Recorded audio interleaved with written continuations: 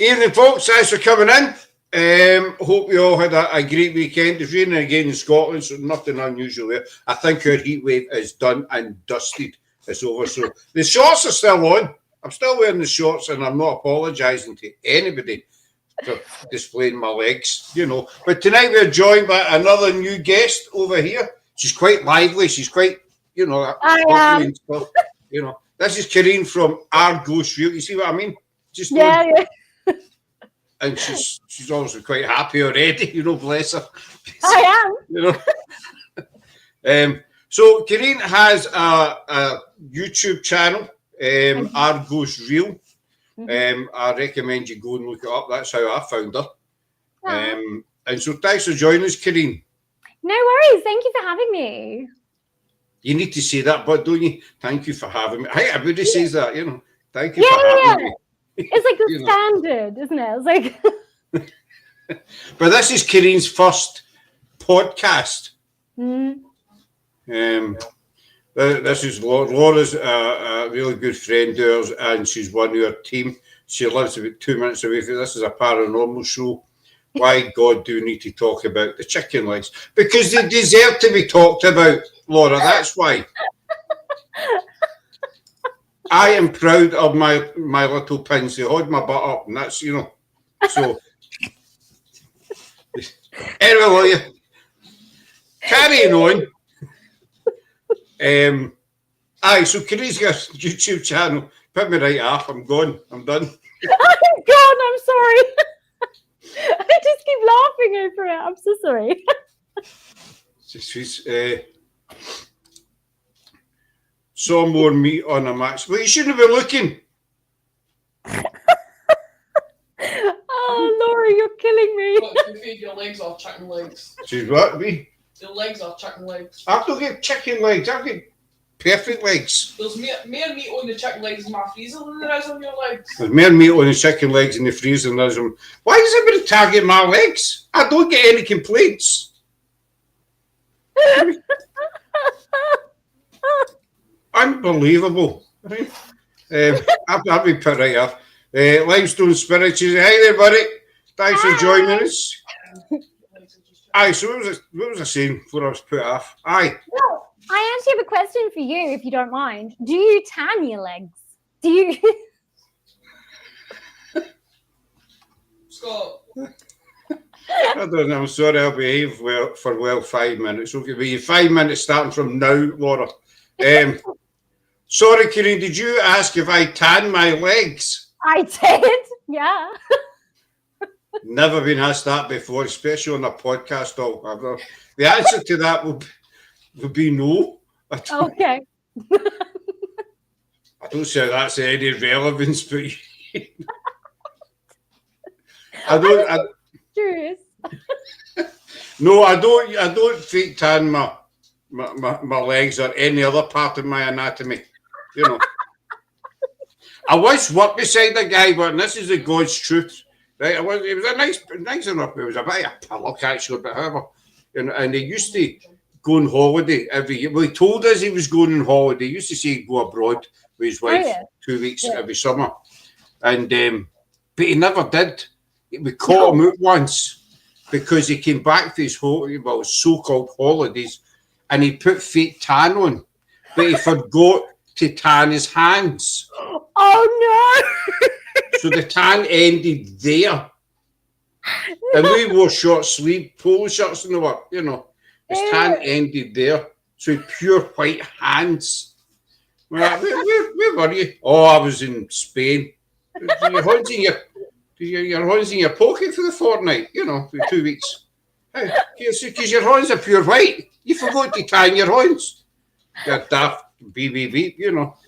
But no, I don't use any tanning lotions of any variety. I've always been quite lucky with tanning. I just see me.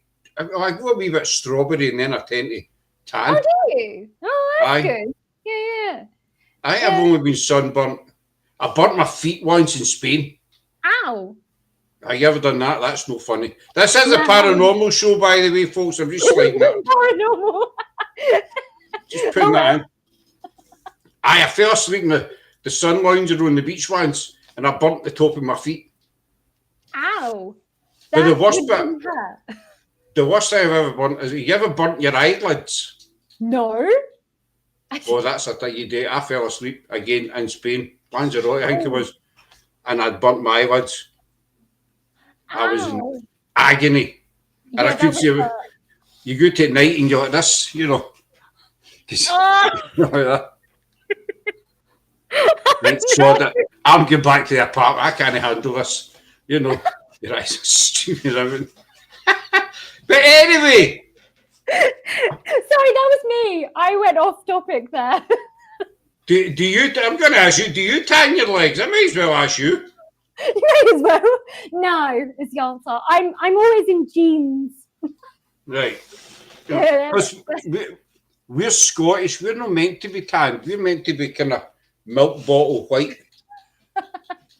A pale blue kind of colour. yeah. And then when we get the sun, we turn white. Nice. And then we might go a wee bit brown. Anyway, can you tell us about your channel? Will we talk a wee bit paranormal, maybe? What do you think? Well, Shout.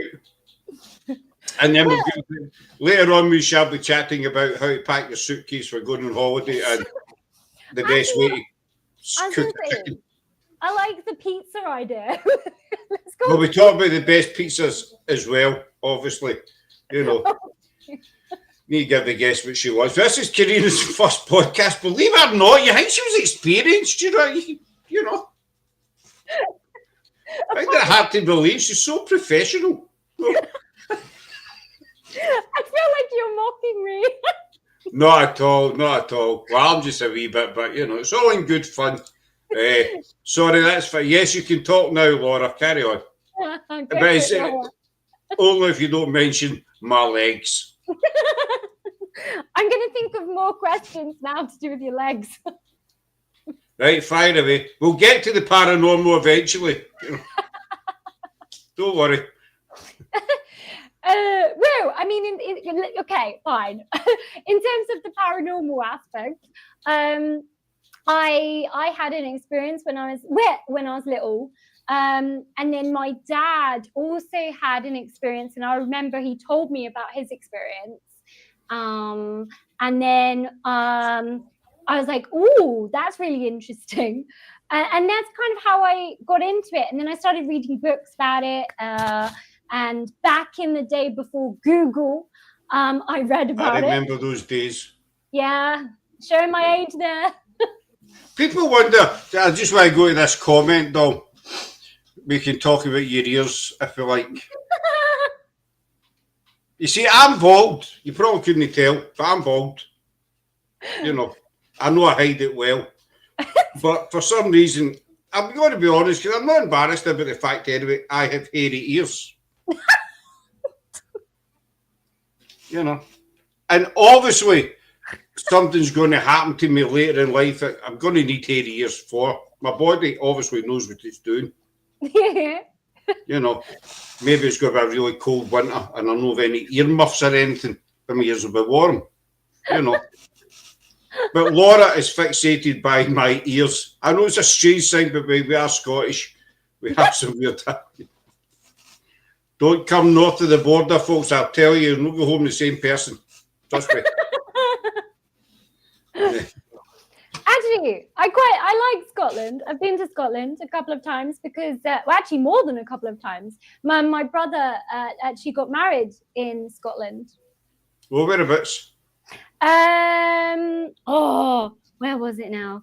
It was in the Highlands somewhere. Yeah, I think it was above Fort William. Inverness. Yeah, like Inverness area. We're in teams with the Highland Paranormal. That's where they're based. We've been up there a few times visiting them and what have you. It's beautiful. We love up there. You know, the Loch Lomond, and you go up to sort of Fort William, Glencoe and stuff like that. And the amount of history that's there as well. Oh, I know. It's amazing, isn't it? It's surprising how many people drive through Glencoe and they've never heard of the massacre and, you know, what happened there. Oh, wow. Okay. You've heard of the Glencoe Massacre, surely. Yeah, I went through Glencoe, and because my dad is also Scottish, by the way. Woohoo! He's from Wee woohoo there. woohoo! He's from Kirkcaldy. Kirkcaldy. I love the way no offence, you'll be alliance, but I love the way that the English pronounce some of the towns up here. You just says Kirkcaldy. I know. There's somebody's come up to me and say, could you tell me where Kirkcaldy is? No, I mean Kirkcaldy, you know. Yeah. I'm sorry, I shall remain professional for the remainder of the show. That is huge for Laura. So.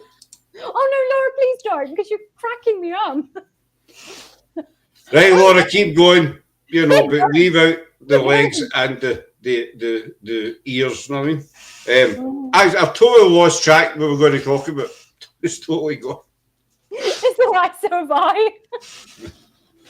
So you had an experience when you were younger, am I right? I forget that already. I did, yeah. So, what happened? What happened? Well, the first time I ever had an experience was we had a wood behind our house, and my dad used to go and walk down this lane with the dog, and then the first I said to him, oh, I'd like to go with you one day, and he was like, oh, sure. So we went walking down the lane, everything was fine, it was getting dark, and then it was really bizarre because our dog was like the most loveliest dog. It didn't bark at anyone. It was just really well behaved. But he just started going mental. And it was when we got past a bridge onto the other side. And then he just started like really going for it. And me and my dad just sort of looked at each other and were like, what is this? And then he just started growling and trying to get away and like turn back. And my dad was like, this is so unusual. But he was like, I really need to walk him. So I was like, oh, let's just keep going.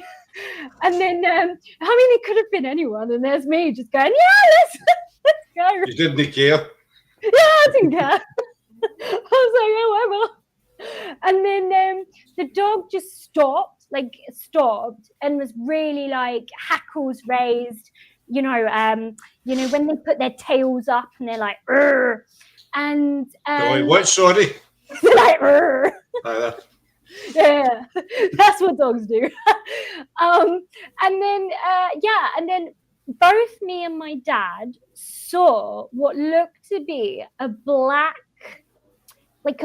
shadow type thing just on the other side of the trees, like coming through the trees, and it was completely silent. So if it had been a person, then we would have obviously heard footsteps or something. We literally heard nothing. And me and my dad were like, okay, this is weird. And then I did say, shall we go back?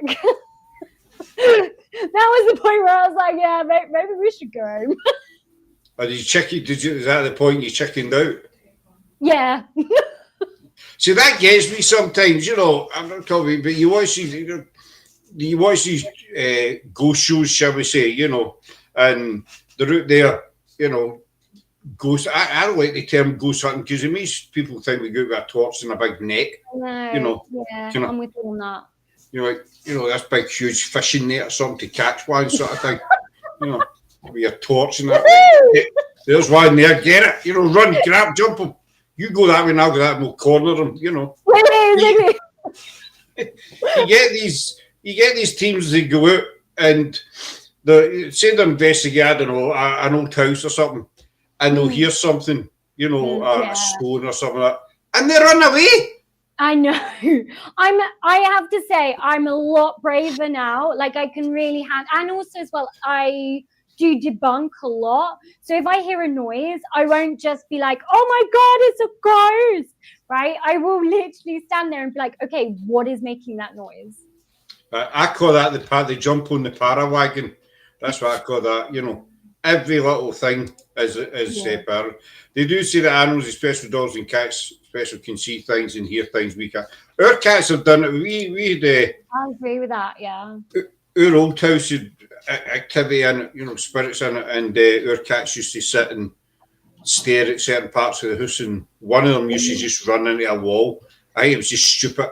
He would run into closed doors, and he would Toby. He's one of the dumbest cats you ever met. You know what I mean? Laura will tell you in the chat, she's met him. He would run into a wall and the door would be shut and bang it, and they go, you know. Oh my God, that's hilarious. What are you doing? Why are you running out? You know, but cats and dogs, they have a 6, 7 sense, whatever you want to call it. But no, you get these people that go in and they hear a stone, oh my God, and they're out the door. And the thing is, his spirit's probably standing there saying, where are you going? I know. You came here to find me and now you're running away because I've made a away. You just told me to make a noise. I did it and now you're back in the car. But, you know.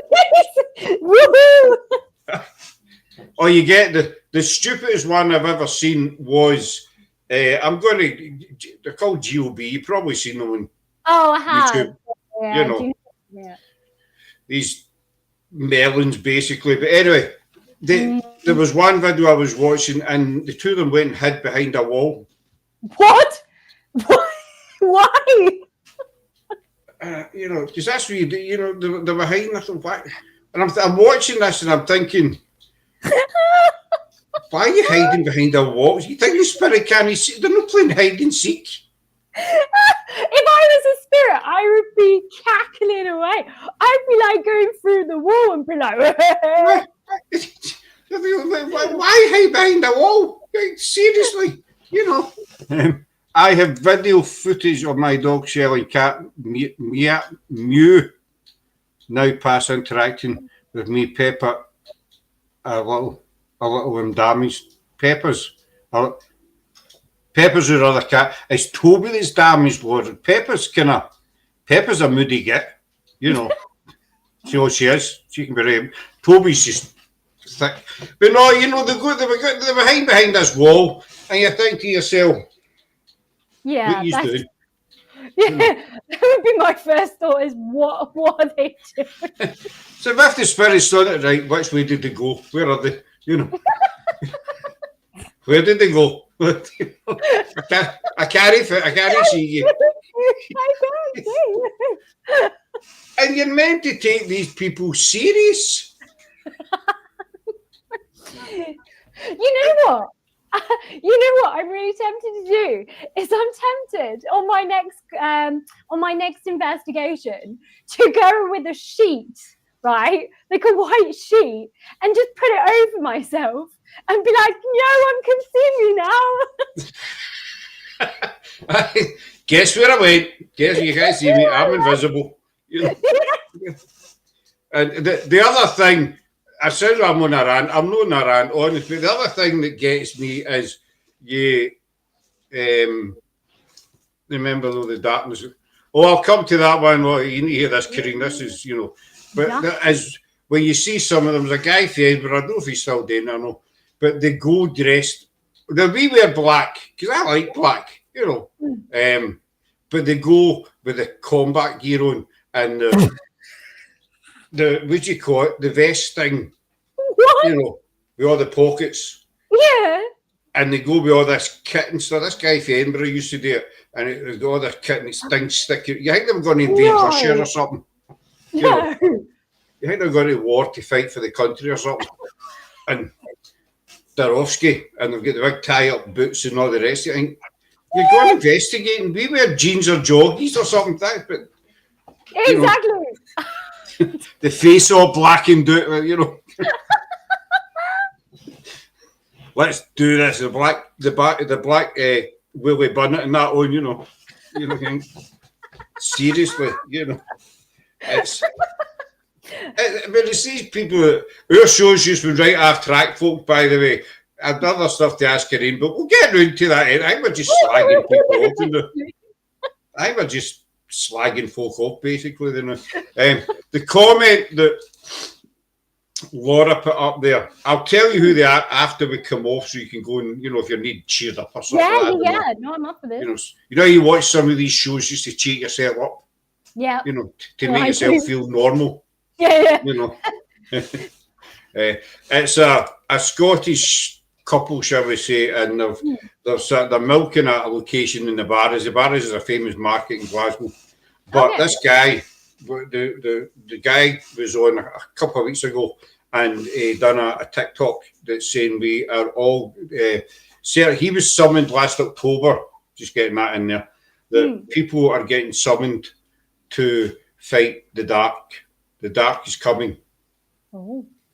And there's only so many people going to get summoned to do this.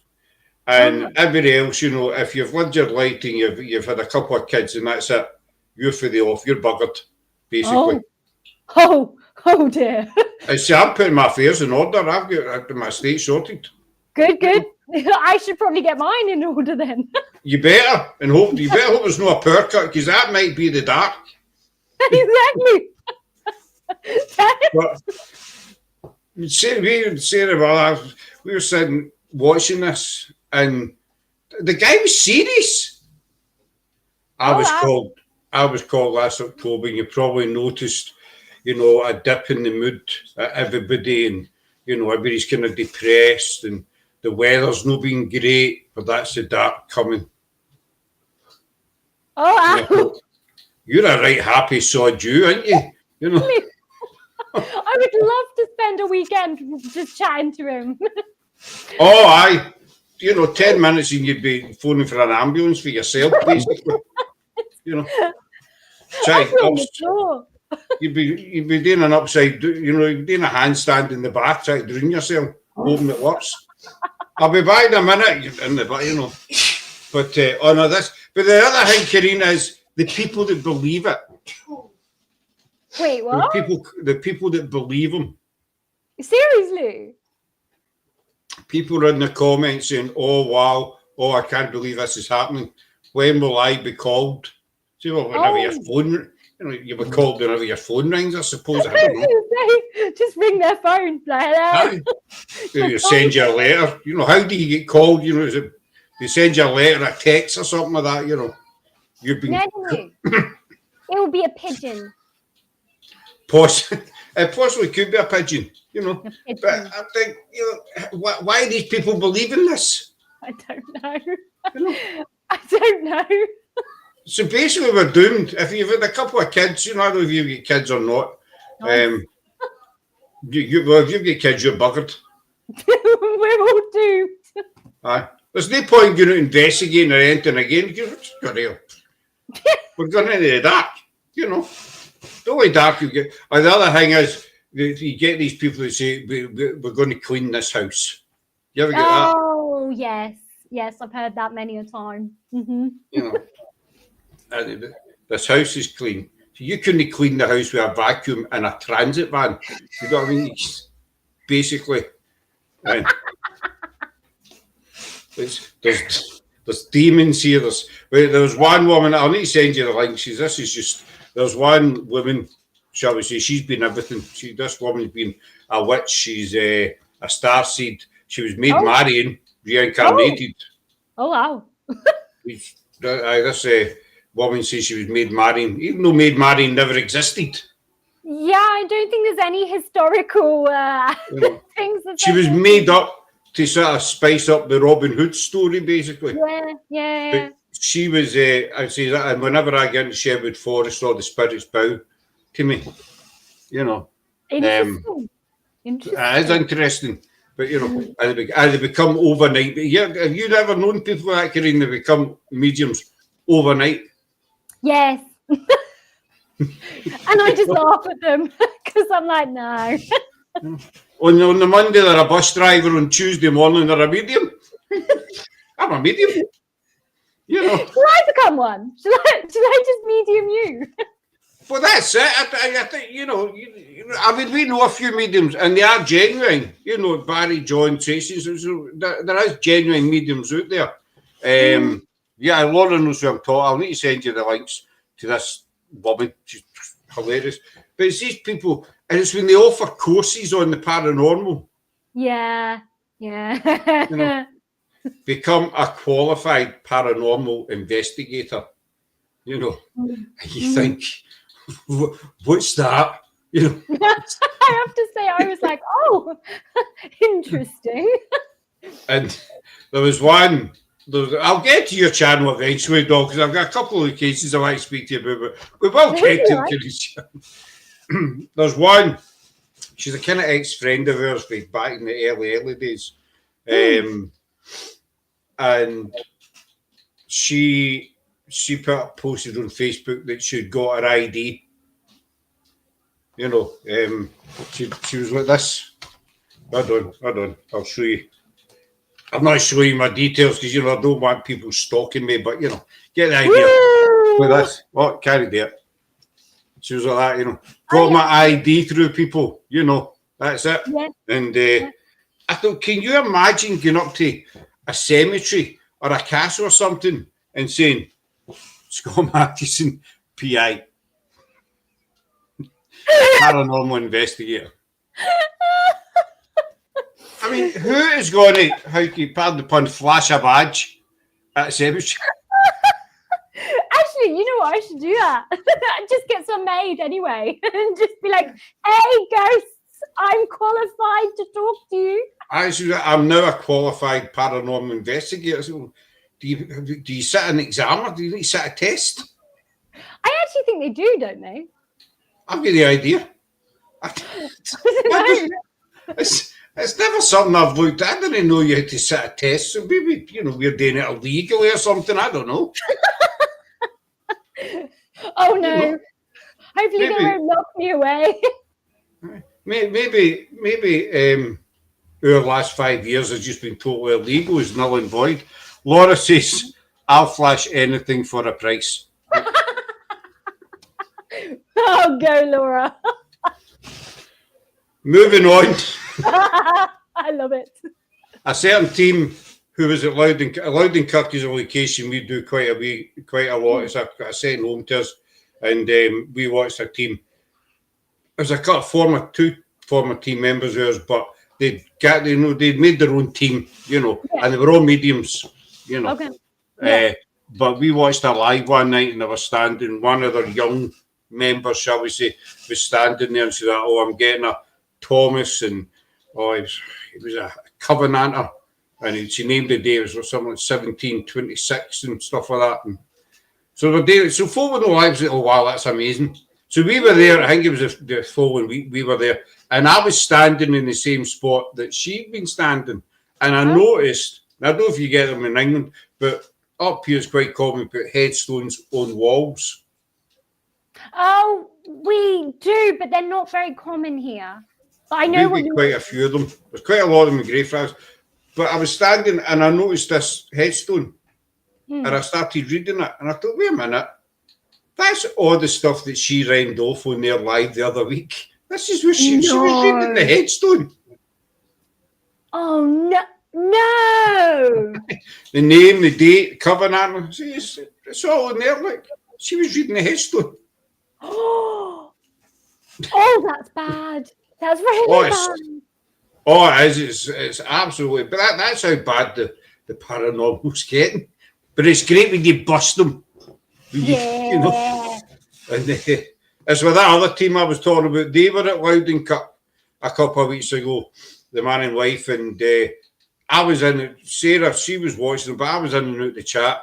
So I put in the chat, we've been there, we've investigated it many times. So I put in just a red herring. I said, ask about Robert. Just a random name. Yeah. But lo and behold, they got a Robert who used to be the boyfriend of a lady who lived at Loudon Castle, which is across the road from where we were. No. It's now a ruin, but Robert was the boyfriend of this lady. And I was dying to put something else in saying, you're busted. I bet you were like, oh, I've got you now. I mean, I could have Peter Fitzgerald or Tam McClutchin or something like that, you know. And or Tam was a bus driver, a coach driver, whatever, and back in the day. But so I put in Robert, and sure enough, they got a Robert. You know, the same. But let's talk about you. We've been on for half an hour. Let's talk about your channel for a wee bit. What do you think? I suppose we should, yeah. Yeah. Well, you're the guest, aren't you? Oh, well, yeah, I suppose I am. I mean, I didn't just jump on here and just get the first random person that was float. I saw that you'll do. Come on. You do. Let's go and talk crap for an hour and a half and see what happens. No, I mean? So, anyway, moving on. Your channel, Argos. Oh, you've got a fan. I love this woman. She's so me. Yes, Laura. As you get another subscriber. You know what I mean? Right, you can stop with bowing now. You know. I think we get the message. You know. Alright, so how did your channel come about? So, interesting story. My channel originally was not about ghosts. In fact, it was started out live because I'm actually a psychologist. And you wouldn't think so. You wouldn't think so, would you? No. You have many patients. I've won. No, I'm joking. Well, you're set. I am, yeah, I'm set, yeah. No, I do have more than one. Oh, good. And are they okay? No, they're probably worse now than when they first saw me. Well, I don't know what to say. But anyway, sorry, carry on. But no, so I started off, the channel started off actually as an anxiety channel, believe it or not. So, but I've always loved history. History has always been a passion of mine. So it started off with anxiety and history. So I would go to a location and then give out like advice about how to deal with anxiety in a specific historical location, if that makes sense. Kind of is different. Very different. Yeah. It's fair. I think I understand what you mean. So you go to maybe a churchyard, for instance, and you start talking about anxiety, being anxious in a churchyard. Yeah. And then I would give like grounding exercises at the end. So I would talk about, and also I'd talk about the history of the place as well, because I wanted to combine both of my passions, if you like, together. And then I went to a place which was a little ruined church called St. James Church. And I had a weird experience there. And that's when it then turned into a ghost channel. Randomly. Right. Because when I first stumbled across, it sounds better, stumbled across your channel. Stumbled. I like that. Stumbled. When I first came across your channel, I obviously I read the title and I thought, oh, here we go. Because there's a few people on YouTube, you know, Argos Real, is the Paranormal View, all that sort of stuff. And I thought, here's another one, you know, Argos Real. So, but I started watching a couple of your videos, obviously, and I thought, wait a minute, this woman's different. Hey, thanks. You know, and in a good way. I don't mean you're insane. Well, you might be insane, you know. Oh, I am. I'm insane. Doing pretty well, so 34 minutes in, you know, and you're a psychologist and that, well, but you know. I'll take this as a compliment. It is a compliment. But no, I was watching her, I thought, this lassie's different. She's no out to prove, you know, Argos Real. I'm a big skeptic. I don't believe it, so I need convincing kind of thing. And it was your energy as well, because you're quite bubbly and I don't mean so, you know, I mean, as in, you know. Should I just sit here now and go, You know what, you know, you're in a grave and it starts going, you know. She's probably wondering why I'm making noises, but if she watches the live, she'll understand. You know, she'll get it. She'll get it. No, it's not unusual, Scott. It's what? It's not unusual. It's nothing unusual. I don't make a lot. I don't usually make noises, you know, unless I'm sneezing or something. I forget. So I watched a couple of your videos. Don't worry, we'll get there eventually. It's fine. You know, I don't have anything planned for tomorrow. Maybe, you know. This is going to be like 48 hours later. And we'll still not get round to top of your channel. So I've totally lost what I was saying. So it was just your whole approach that got me, you know, because we take what we do serious, you know, we're serious about what we do, but we don't see why people need to be so serious about it. I agree. No, I second that. You get these teams that go out and you just want to go to your own funeral watching them, basically. Yeah. You know. Making you depressed just watching it. You come off and you need a psychologist, but you come off it, basically. You know. Yeah, exactly. I mean, because they'll stand there and, are you there? Who are you? Throw something at me if you're here. Sod off. If I was that spirit, I probably would throw something at them just to shut them up. Just to get rid of them. Like, you know, a 2-ton head. Something heavy. Something's going to do a bit of damage. Not a pebble or a twig. You want something that's going to make an impact, you know, maybe cave in a skull or something like that. But it's too... You need to be light-hearted with the paranormal. Yeah, no, you do. Yeah. You need to combine that element of being serious and respectful, but at the same time having fun. Absolutely. That's what it should be about. You know, it should be about having fun, enjoying the experience, and not necessarily maybe finding anything, but the enjoyment of trying to find something, right? I've said this a few times. It's, you know, people, I've seen people, they'll go do an investigation and they'll get nothing and say, oh, it's a crap night. Never got anything. But at the end of the day, it's not been a crap, because you're out doing what you love. You're out with your team, or friends, whoever, and you've had a bit of banter, you've had a bit of a laugh and what have you. And so you go home empty-handed, you know. Yeah. So you still had a good night. You could say you might be a wee bit disappointed that you didn't get any evidence. Sometimes that's normal. But that's normal. Exactly, it's normal. You know, but we've had, no doubt you've had as well. A few investigations, and you gave me diddly. You know, well, you know what? We never got anything the night, but we still had a good laugh. We still had a good night. Was Laura saying? Are you sure that you're serious? Sarah and I, we have a laugh, but in honesty, we've had fabby interaction. Are you sure about that? You're serious. Are you sure about that? You're serious. You've lost me with that one, Laura. Sorry, doll. Sarah and I have a laugh, but honestly, we have fabby interaction, and EVP's just... I get the second bit. I don't understand the first bit. Do you, Corrine? I think maybe she... I don't know. I was trying to work it out myself. So you...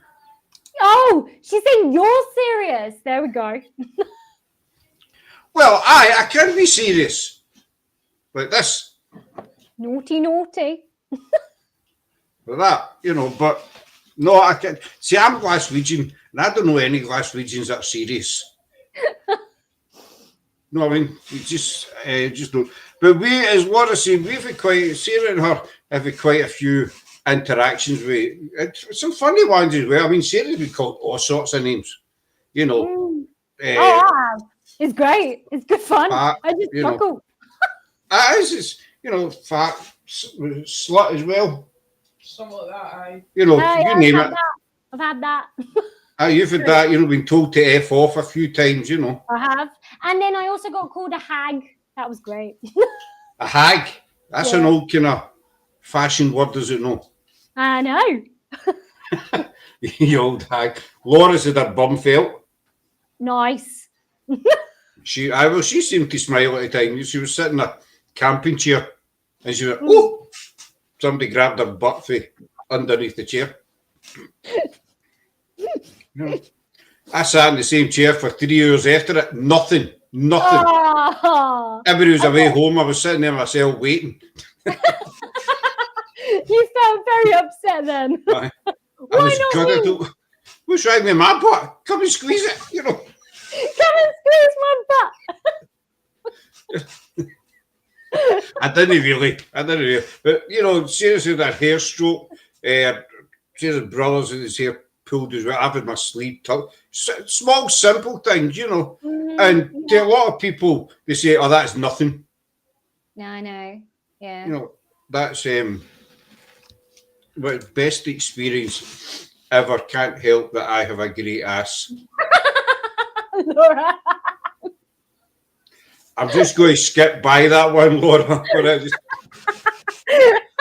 I like your ass. Woohoo!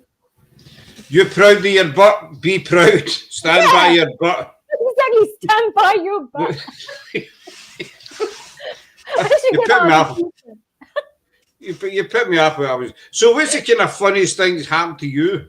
Scott, what can I show you running, man? As Laura's saying, best experience ever. Can't help. I have a great ass. Right. That's what Laura says. Serious idea, you see. So I'll take this away. You can see that's a kitchen. You see the hand over there? You're up and down. Hello. I can't stretch anymore. Can't stretch. She's on the couch. We've got a living room, kitchen. This is my kind of office area. I see. It's one big massive room, but kind of split sort of thing. So Laura had her backside felt. We've all been sort of touched or whatever in some kind of description, body part, whatever you want to call it. I've never had my hair stroked for obvious reasons. Laura says she loves you. Well, You need to get a toupee, and then you might stroke your toupee. No, you see, you're just giving Laura and Sarah ammunition now. Sorry. This will be the subject this week, me getting a toupee. You see, so really shouldn't have said that. That's, they jump on every chance they get, So, that one's kind of noted. Tell Laura what. Or did you miss it? Laura missed that. Nothing, dear, nothing. Corrine was just seeing how she gets started in the paranormal. So let's talk about your experience. What's kind of funniest things or weird things that have happened to you spirit-wise? Because I think spirit likes a laugh. Spirit's got a sense of humour. Oh no, I agree. I do. I mean, I've had it before where I swear they've been mocking me, and it only dawned on me when I got home and was like watching it back, and watching the evidence and being like, hang on, they were mocking me. But literally, in the moment, I did not get it. I was like, oh, whatever. And then I got home and was like, hang on. How rude. Then the penny dropped. Yeah, then the penny dropped. Have you ever had a I'm never going back there moment? Yes, I have. But I do want to go back because I had that. I get what you mean. Something will happen. Like, oh, see, I'm never going back there. But then the curiosity gets a bit. It plays and plays and plays on your mind. Exactly. You think, I wonder what would have happened if I'd stayed. Yeah, no, absolutely. And I mean, it's the first one as well that I had ever actually not run out, but I got to a point where I just did not like the feeling at all. So I just had to leave. Like, I just had to leave. I had to get out of there. And that was, funnily enough, in a place called Pluckley, which obviously is the big one everyone knows, in Kent. And that was St. Nicholas Church. And I just had a horrible, horrible feeling in there. Horrible. I say a lot. I've spoken to people, people who say, well, how can spirit create a feeling? You talk about an atmosphere, you talk about feelings and that, you're in different places. Like, say, Loudon Cup, when we walk in there, it's always a feeling of peace and calm, and you're welcome, sort of thing, You get into, like, say, the Covenanters prison in Greyfriars. You get into Greyfriars itself, it's like stepping back in time. Yeah. Even though you're on a main road, or on the main route, running route to Edinburgh, as soon as you step in the gates, you feel like you're back in the 1700s, basically. Oh, wow. And then you get into the Covenanters, and the atmosphere changes again. Oh, wow. And it's something that you need to experience. You could argue the point that the atmosphere in the Covenanters, could it be up here? Just as we were saying earlier on about debunking, could it be up here because we know the history? It's got a really, really dark history. Well, this is the thing as well, like coming from a psychological angle, and I think it's important actually to do that, is that sometimes we can, if we know too much about the place, and this is the thing that I also, this is why I'm skeptical of my own feeling as well here in Pluckley, because I had researched it all before, and so I kind of already had an idea about potentially what could happen. And so because of that, am I biased basically in myself? is the question. I totally get that, because you need to see, I mean, the Covenanters, over 3,000 documented reports. They call them attacks. People fainted, pushed, scratched, collapsed, thrown up. It's a big, long list. I go to the stage that there was 1 month, 11 ambulances were called in the space of 1 month to the place for things happening to people. So Edinburgh City Council decided, enough, and it's now locked. You can only get in, City of the Dead tours that have access to it, and we're quite friendly with them, so we can get in any time we want, basically. But the council basically said, enough's enough.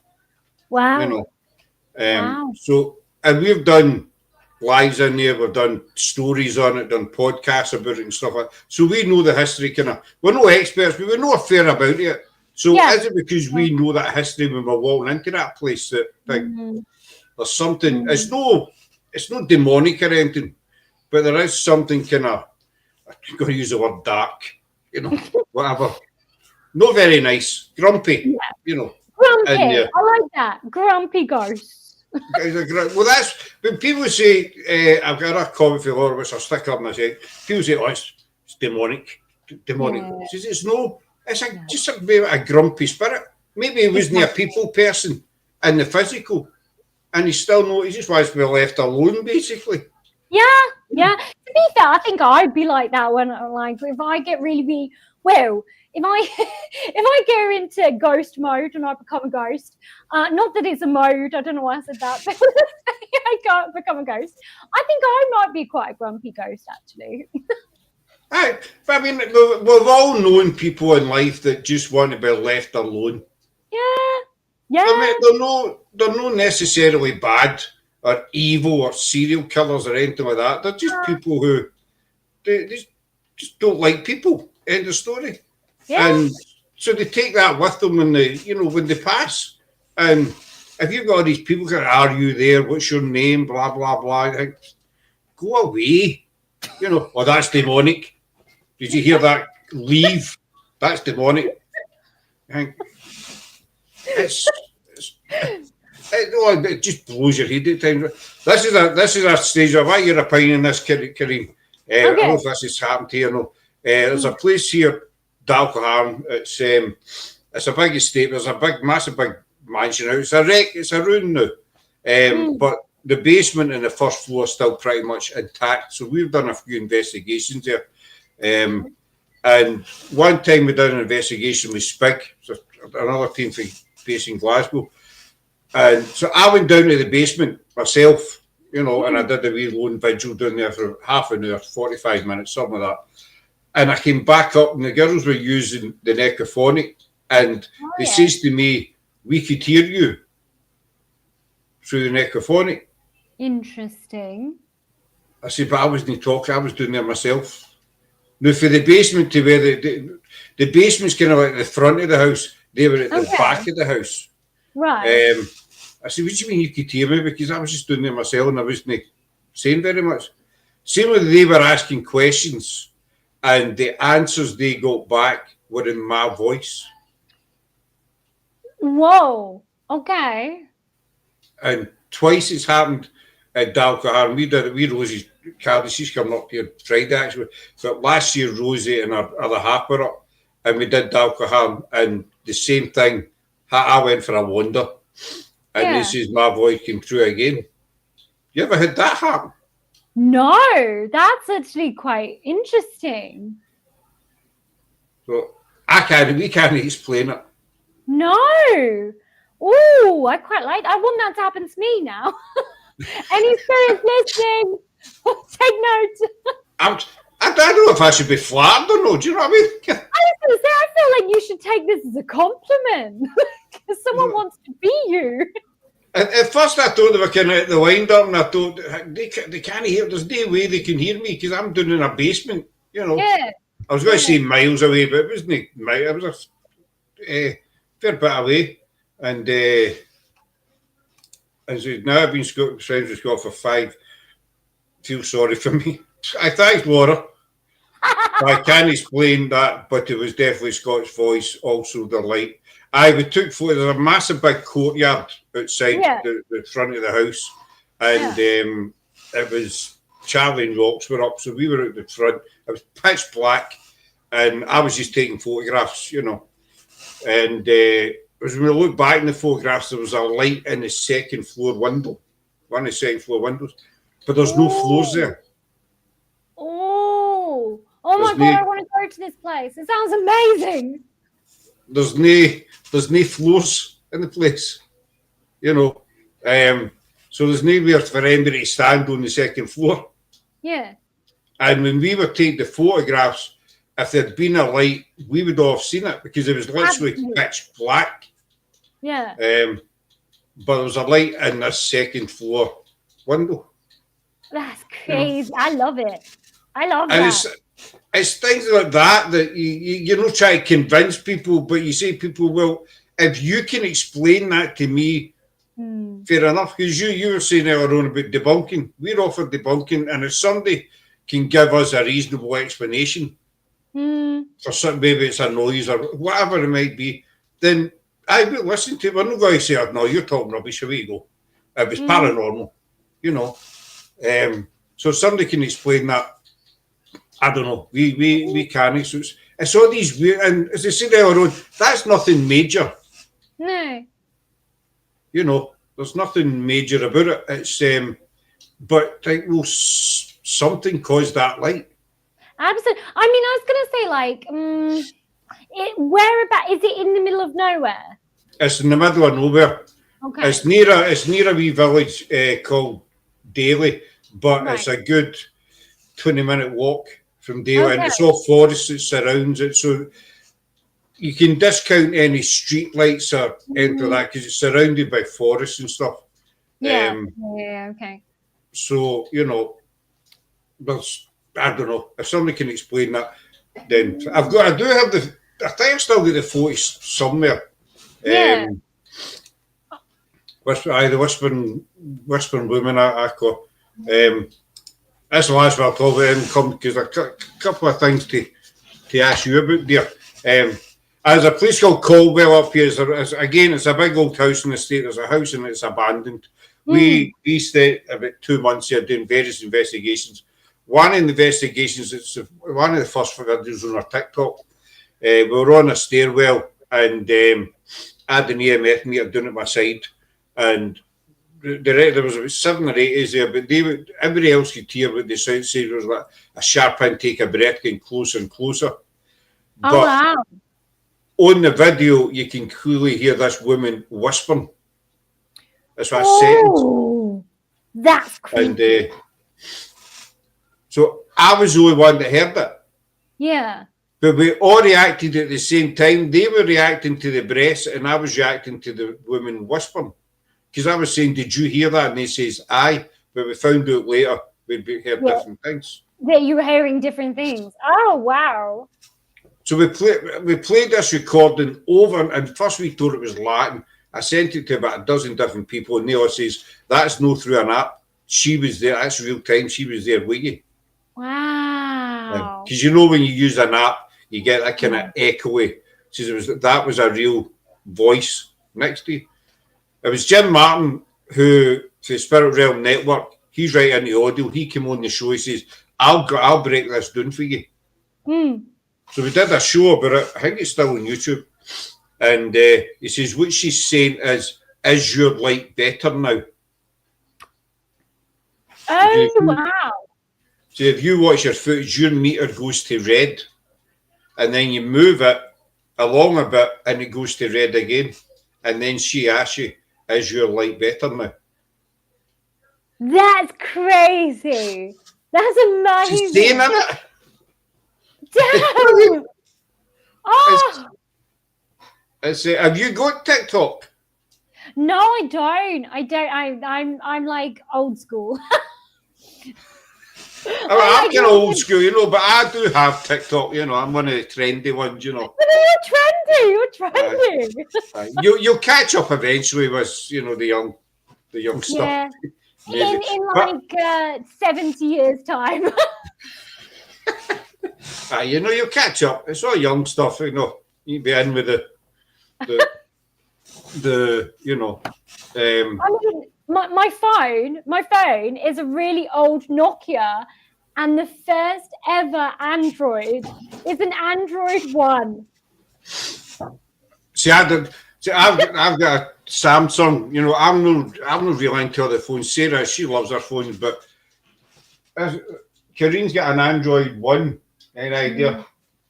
No, she's not heard it. So there we go. You know. Boom. Aye, that's right. We're doing Loud and Kirk with Spig, and I had the headphones and the blindfold on, and I got the same woman, same voice. Really? So do you think she was following you then? Do you think she was attached to you? I don't know, but I took nothing freaks me or spooks me out, but I took the headphones off. I says, right, I'm done for the now, because that was the same woman, the exact same voice as everything that I heard through the headphones, you know. So, but this is what we love. As we keep saying, it doesn't need to be anything big. It can be the slightest wee thing. Exactly. It's great. Like, I love it. You know, if people say, that's no much, that light just flickered. You say, but what made that light flicker? Exactly. It is. It's like, what? Why is this happening?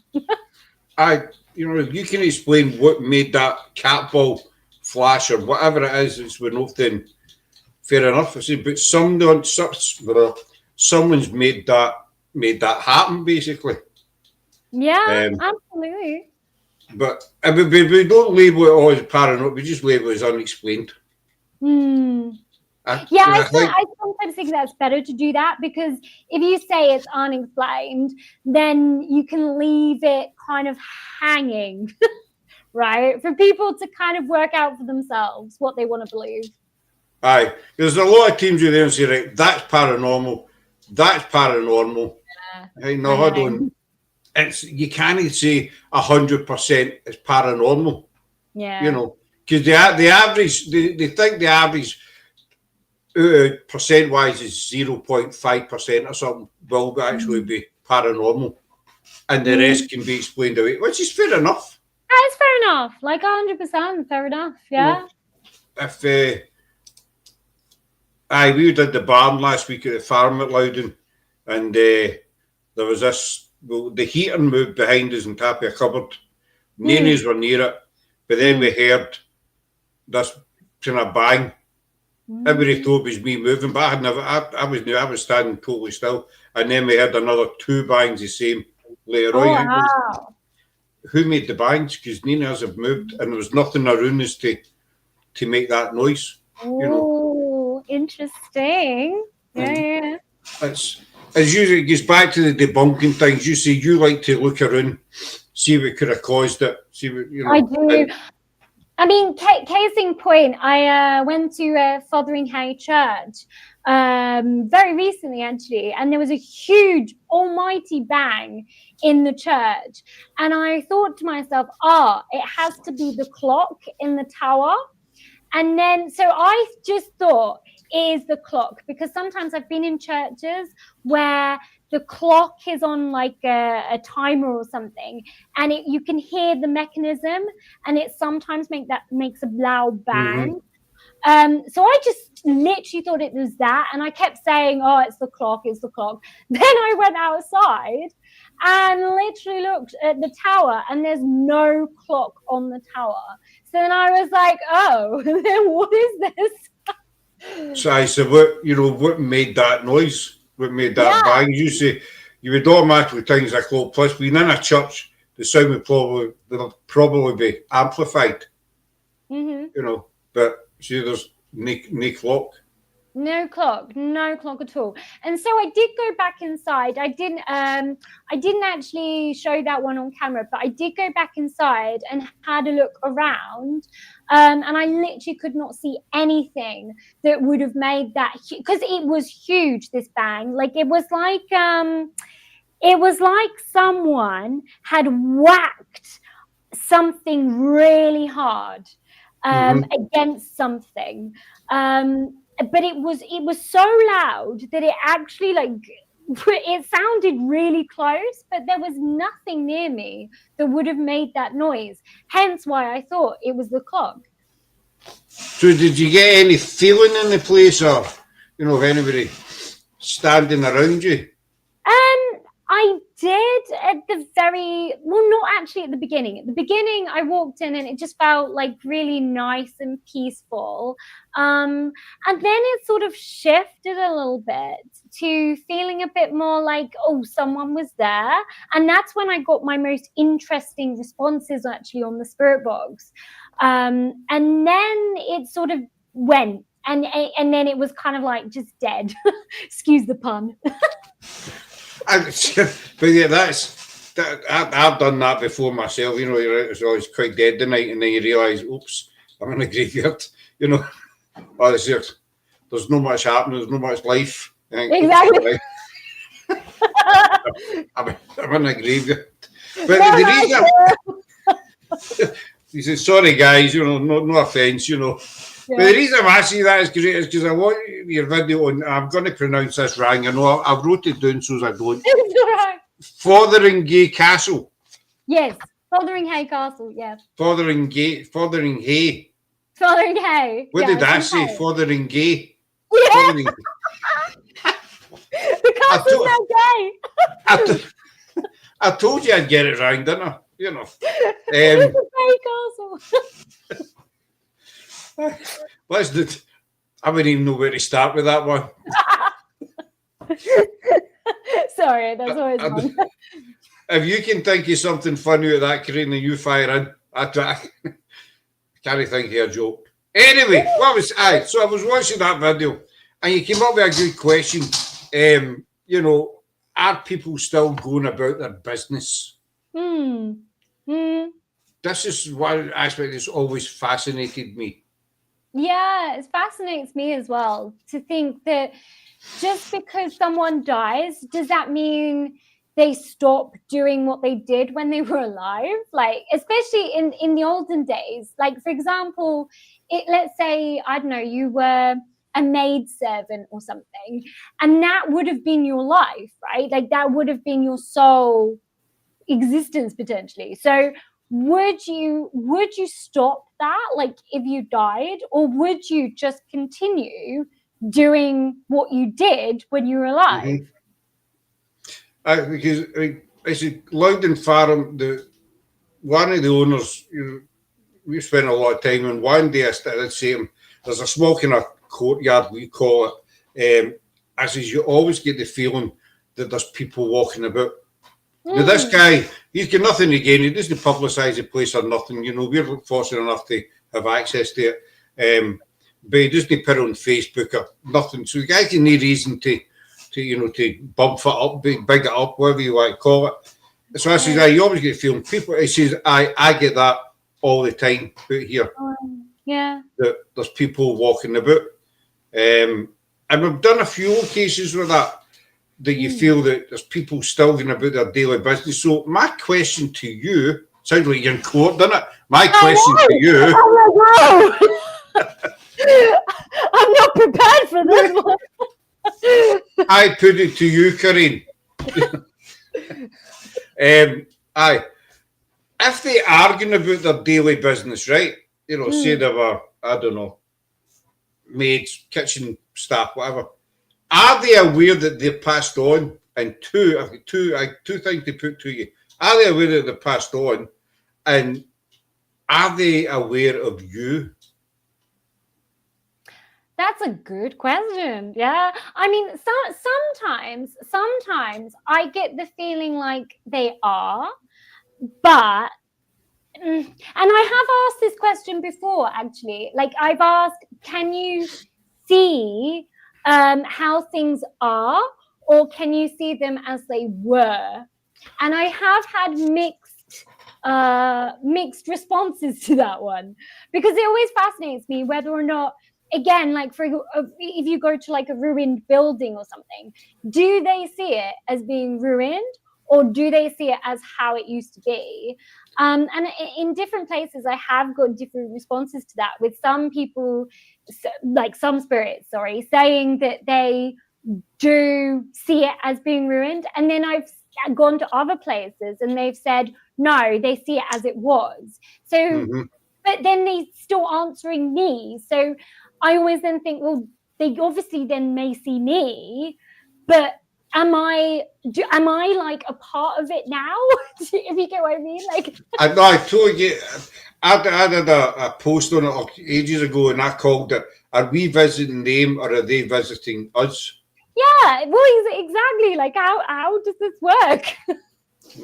We know, we know what we've picked up, that spirit can see us, they're aware of us, Again, I'm going to mention, we've had loads of things at Loudon.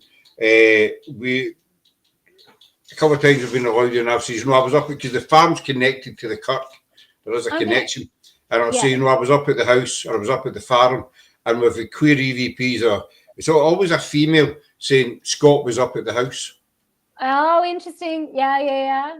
Okay. Another one at Caldwell, we picked up multiple spirits on a EVP, and there was a woman there. She was quite proud. We called her the Patriot. She was like a Nurse Ratchet kind of thing. Yeah. Okay. And there was a gentleman there, and the gentleman was saying, we couldn't make out what he was saying, but she turned around and said to him, "Shh, they can see us." See, I've had that too, actually. Yeah, I've had that too, where they're talking to one another, saying they can see you, and I'm like, oh, that's interesting. So again, I've got a question for you, the wee second order. So what you were saying, Corrine, about if they can see you, how do they see you? Yeah, well, this is the thing. Like, do we then appear as how they like see? Does that make sense? Like, in terms of, like, for example, if it's like medieval, let's say, do we then appear like as like a shadowy medievally type thing, or do we appear in like jacket and jeans, right? And in that case, like, then what must they think? Like, what is this? That's exactly what I was going to say. If, as you say, you've been in locations, you feel like they're going about their daily jobs, whatever, and if they can see you, to them, if they see you in your jacket and jeans, whatever it is you're wearing, so in their minds, are you, if you're in your place of work and a stranger walks in? Yeah. You're kind of like, well, who's that? What's he wanting? Is that how it is for spirit if they see you wandering about their courtyard? So, oh, there's somebody. Who's I that? reckon What they it after? probably is. Like, I mean, we're all very curious. Like, it's a human instinct to be curious. And I guess, like, even if you're dead, surely that curiosity would still be there. And then the other thing, as I says, if they know that they're passed on, I've got it in my head. It's trying to explain this. If they are not aware that they're passed on, right? Say they passed away in a hospital bed. Yeah. What will say? So you ever get that? You've got a question up here, and you just can't think to make it sound kind of reasonably sane, sensible, whatever. Say You don't have to make it sound sane. say you get a guy who was a milkman, right? This is talks. He was a milkman all his days, and he passes away in hospital, right? But then he's still doing his milk round. Would he be aware of that, the transition? Well, Do you know what I mean? I do, but then that comes with another question. in that, do they see time moving on? Right. So again, it comes back to the question of how they see life now. Like, do they see it? Because that would be a different answer depending on what they see. Right. Like if they see, let's say on his milk float, and he's going around his business and he sees the houses changing, and then suddenly there's like satellite dishes and stuff like that. Would he be aware of time then passing and then going, hang on a second? That wasn't there this morning when I left. What the? You know? I mean, people might laugh at it. You know, people might think, oh, you're talking crap and all the rest of it. But at the end of the day, who's to say it's no, you know? Well, exactly. Like, this is the thing. It could be possible. I mean, take the milkman scenario. You know, anybody watching this will probably think we're off for a loop. You know, whatever. Well, hey. But I mean, take the milkman scenario. So, you know, he passes away in the hospital bed, but then he's out doing his milk round. You know, so when he finishes that milk round, does he go home? That's a good question. I don't know. Or is he just continually on that milk round? I don't know. That's actually oh, I want to find out now about this hypothetical milkman. I'm just saying, it could be a butcher, a milkman, I don't know. It could be anybody, a nurse, whatever. You know, I just don't know. Milkman was the first thing that popped in my head. I like the milkman. I like that. There you go. You like a milk. You keep that to yourself, though. You like the milkman. I would, you know, see, people might laugh at it. If you want to laugh, that's fine. Have a laugh. But it's these kind of, that's the other thing about the paranormal, is all these kind of questions. It is. It's question after question after question. You know, just before, and I've got a question for you, Laura. Before I put that, here's another question for you. Oh. Right. We did an event again at Loudon. I do apologise, but Rosie Cardi and that were there, and we got asked in a clear EVP, are yous ghosts? Oh, I like that. Yeah, okay, interesting. So we had never been asked, you know, that in a tough bit in our life, basically. And any bit, are yous ghosts? So we started thinking, who is asking us? And why use the word ghost? Because to me, ghost is a word that was used back in the day. Spirit is a more commonly used word. So the word ghost is not quite old, but, you know, not really modern. I'd say maybe 19th century. The word ghost was used up until, you know, the sisters brought about spiritualism. Then the word spirit started to get used more than ghost, you know. See, I was saying, I guess the other night, I was saying everybody thinks the paranormal is maybe just a couple of 100 years old, but it's not. The paranormal has been for centuries, you know. Absolutely. Yeah. So I started thinking, right, well, who's asking us that question? Is it somebody for the future who's investigating us. Interesting. Yeah. You know, well, it can't be somebody for the past. So is it somebody? It could be somebody for maybe, I don't know, slight possibility. But who's asking us if we're ghosts? That's what you're thinking, now. It has. I'm like, I want to know the answer. This is going to be. You know, is there an answer? I don't know. I don't know.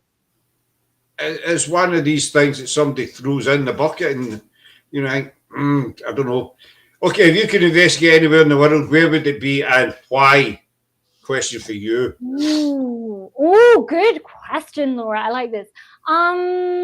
Well,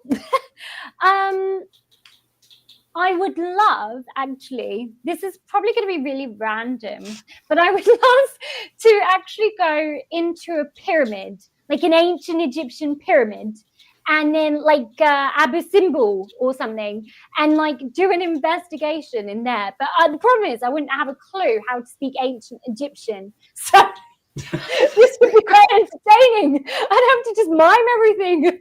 I hope that they understand. Are you Egyptian? Pharaoh? You know, I'd be fascinated to investigate obviously, I don't think you can do it, but I've always been fascinated by the pyramids and how they were built and what have you, the accuracy and the precision, everything. I've watched quite a few documentaries on how they managed to. I mean, you talk about millions of blocks of stone, you know, and that's just the outside. That's no counting what's in the inside.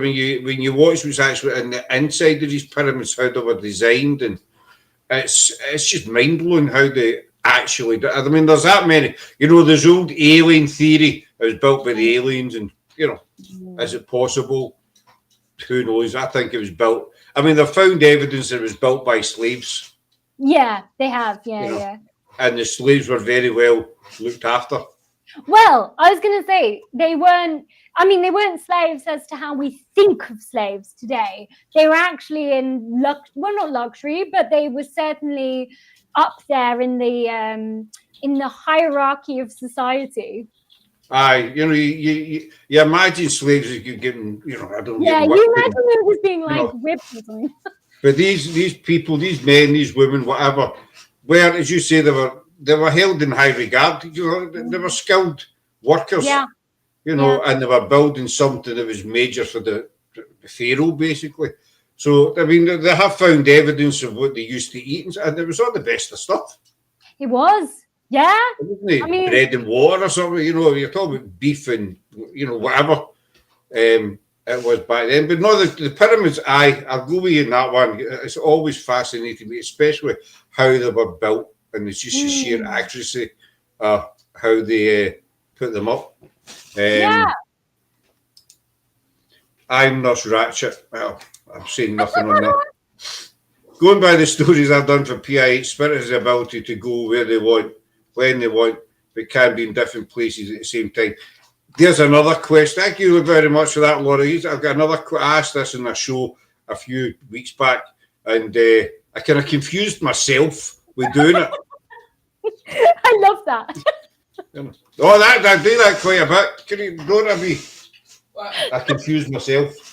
I do. I get myself mixed up sometimes. Takes you about an hour to tell a bloody story. Takes me about an hour to tell a story, but I'm Glaswegian. We're all the same.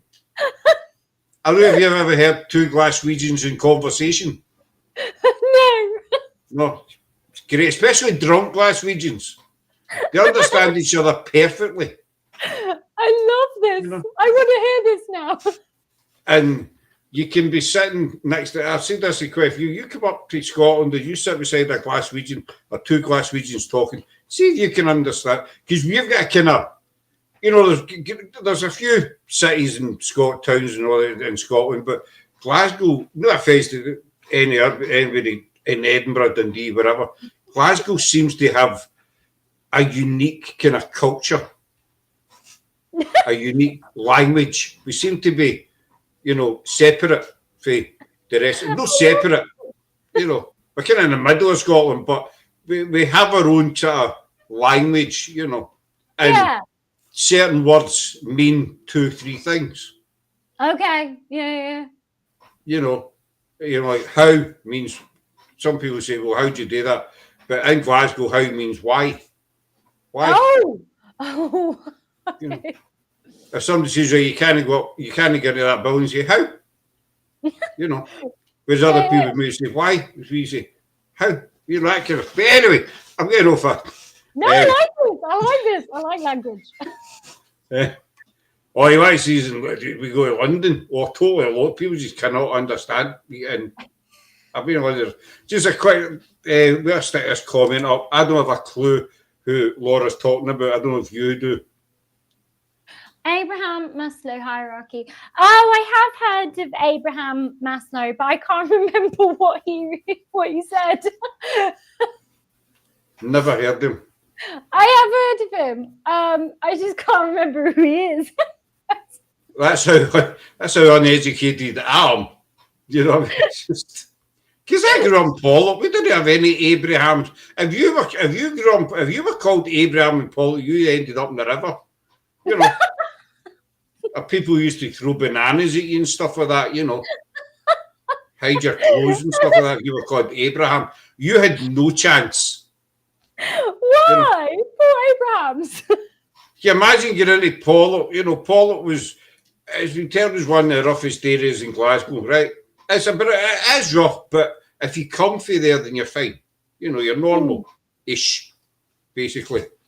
But you guys can't imagine. Abraham, come in for your dinner. Time for tea time, Abraham. People like, what did they just call you? My name's Abraham. Used to beat you. Smack. Behave.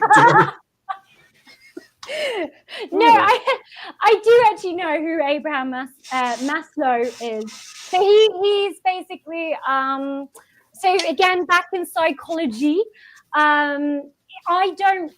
I didn't go into this. So what I do is CBT therapy, which is a different theory. So cognitive behavioral therapy is what I do, but he is a humanist theorist. So he says basically that we all have needs, and he put it into like a hierarchy. Is that the triangle guy? Yes. Well, it's like a do and then a do rather than a triangle. I think I've heard Laura and Sarah talk about him. I call it the triangle guy. Yeah. Pyramid guy. Yeah, pyramid guy. Exactly, pyramid guy. So you do know who he is. Right. I've got you now. He's a theorist. The idea that you reach certain things before moving on to the next level, like first level water, food, shelter, then you move on to etc. Now we're getting too technical for me. As soon as you say pyramid guy, I'm lost. You know, I know who it is. Right, so the question I had for you, right, as I say, this confused me, even though I was the one that was asking it. You know what I mean? So good luck. It has been said that spirit can be in different locations at the same time, as Laura said. Right? So I had the thought in my head the other week. I thought, well, if you can be in, say, 3 separate locations for talking, say, at the same time, what are you seeing? That's also a really good question. Is it like a split screen sort of idea? Or, and this is going to be sounding really crazy now. Because it's been sensible so far, isn't it? But like, is it right that you just see snippets of things? So like, for example, you know, like when you're watching like a movie, but you're like half asleep. I don't know whether I sometimes fall asleep to films. I do that sometimes. Laura will tell you. Drift off, you know. I'm not sleeping. I'm resting my eyes. Yeah, that's what I say. I'm just resting. I'm just blinking underneath my eyelids. Trust me. You with me? That's your tap saying. I'm just resting my eyes. Just resting my eyes. Sorry, carry on. You were saying. I like that. But you know, like when like you might remember snippets of the movie, like random key scenes or something. And so is it a bit like that you're there but you're not there, and so you kind of see snippets of what is happening in each place, but you're not necessarily seeing what's actually happening the whole time? I think I know what you mean. So what I'm going to do, I'm going to nod. I love it. Nod and smile. Just nod and smile, because after just falling asleep during film. I love it. Yes, okay.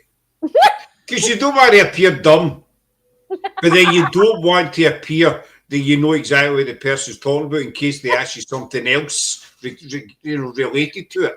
I'm going to ask you something else related to it. So you kind of, right, fine. If you're going to ask me, I'm not used to getting answered. Ask questions. Fire away. No, it's all right. I've forgotten what it was now. I'm too busy laughing. That's his. I'm interested by having a clue what you're talking about, look. Aye, that's the. Don't ask me anything else on the subject, But talking about falling asleep during films, one of your videos I noticed with Mary Queen of Scots, right? Sarah's a big Mary Queen of Scots fan. We went to see the film. I don't know if you've seen the film. I have, yes. So it's 3 hours long. Well, we'd waited on it coming out, and so we went to see it. But we went for something to eat first, which was a fatal mistake. Oh. That way you go in and you go for a buffet or something before you go to the cinema. And it doesn't matter, you come out the buffet place and you're couldn't eat anything else. And, but you go and grab popcorn and all sorts of crap, But so we sat and the film started and it fell asleep. We woke up at the end. I think we missed about 3/4 of the film. Must be 3/4 of the film. The next day's woke us up. Eh? The couple next to us woke us up. There's a couple next to us woke us up. That's the film done, son. What? I was resting my eyes. For 2.5 hours, you were resting your eyes. That's a long rest. Right. I would totally fell asleep. Laura's saying, don't talk about. Laura stays here sometimes, and the last 2-3 times she stays, they put a film on, and we've got recliner couches, which are fatal as well. Yes. So you put the seat back, and then that's it. Good night, Vienna. But you don't feel yourself doing it. You just, and then you kind of, what film's finished? That was good, that film, wasn't it? You're like, yeah, stop. They watch that again. That was good. Watch that again, to find out what happened in it. What happened again? Who was he?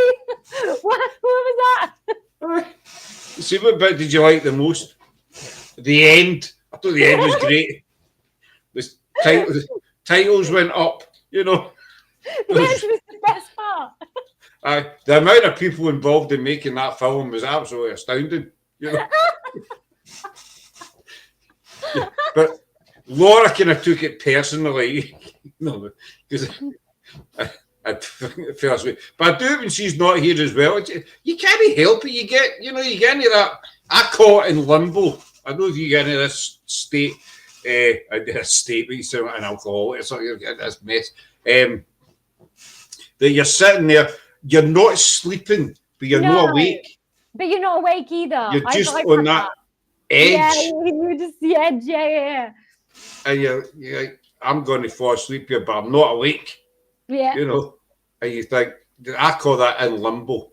That happens quite a few times. And that's usually the best time I find for resting your eyes.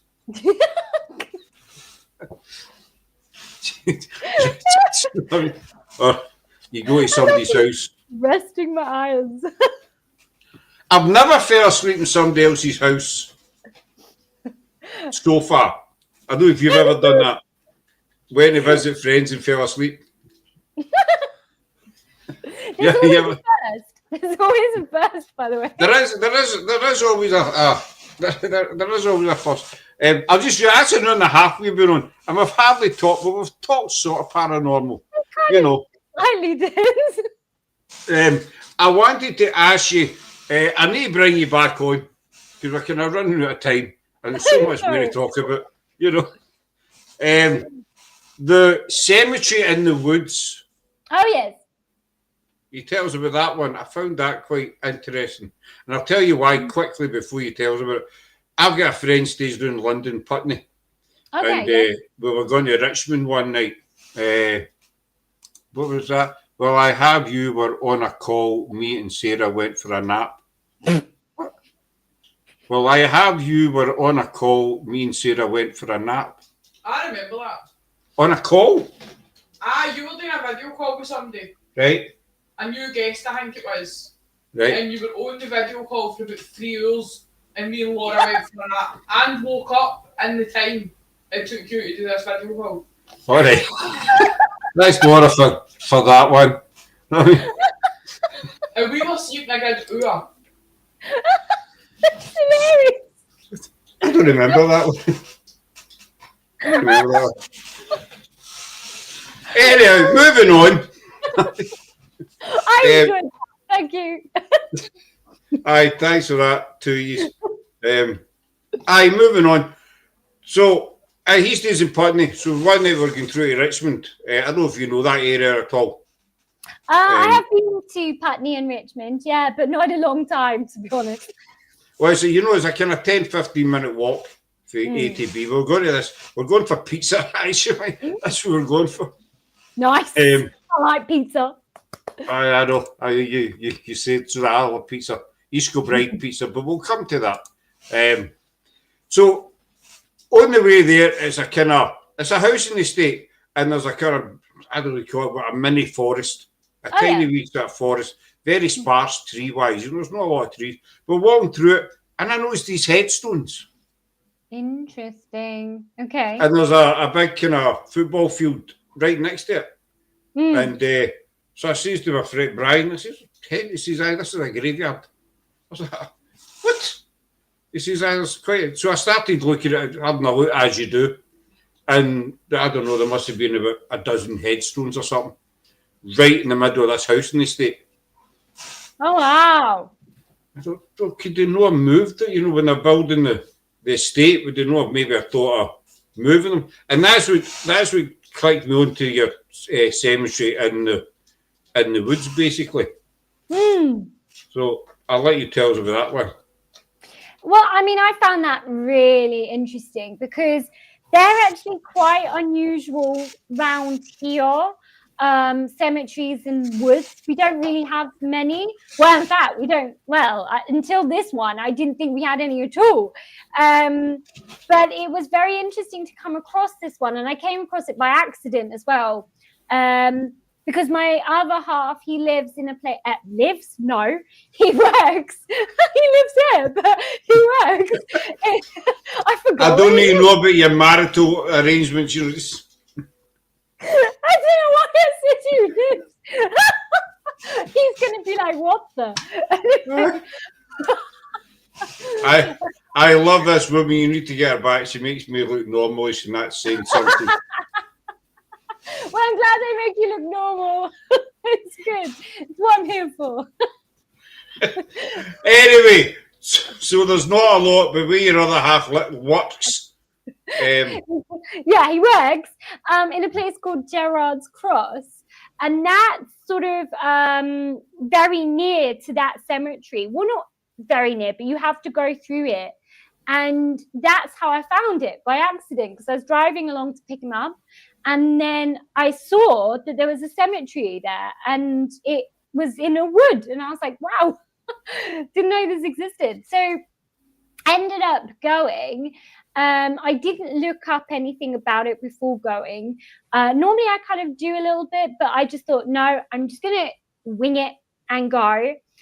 But it was a really interesting place. And I do think there could potentially be spirits there, because the feeling I got was it was really friendly. Actually, it was a really nice, it was like a nice welcoming feeling, like when I was walking around, but I did not feel alone. Like and the thing is though, I was completely alone, but I just did not feel alone. And I got quite a few EVPs from there as well, which I was astounded by, because when I was walking around, I didn't really see, there was one person who walked past me at one point, but she wasn't speaking or anything. And I'd actually stopped filming at that point as well while she was walking past. But on my recorder, you can definitely hear talking. And I was just astounded when I heard that, because, well, I wasn't talking, she wasn't talking. So who was talking? There was nobody there. Do you think that? See, that's quite interesting. Well, seen absolutely fantastic live. Loved it. We'll look you up, Mrs. Ah, thank you. Definitely got a fan there.